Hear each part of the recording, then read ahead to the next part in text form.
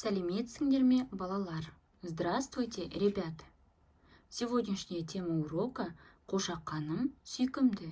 Ягненок милый. Второй урок. Открываем тетради и пишем сегодняшнее число.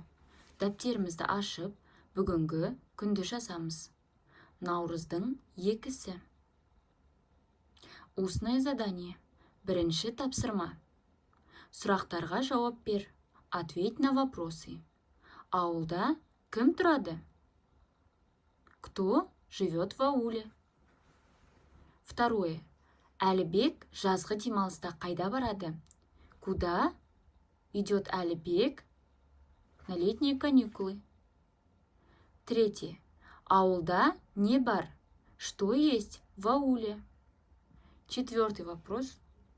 Қошақан қандай? Ягненок какой? Пятый вопрос. Құлыншақ қандай? Жеребенок какой? Ребята, вы в прошлом уроке читали текст.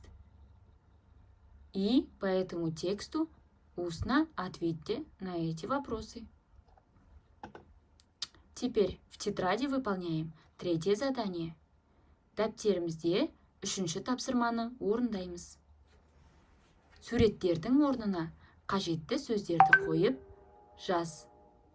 Поставь и напиши вместо фотографии нужные слова. У нас здесь сколько фотографий? 3. Правильно.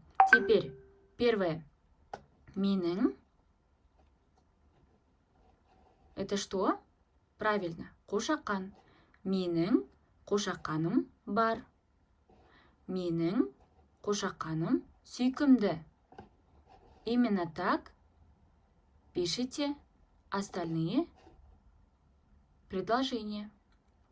Всем удачи! Бәріңе сәттілік, балалар!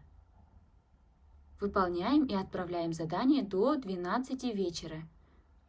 Тапсырманы орындап, түнгі 12-ге дейін жіберіңдер.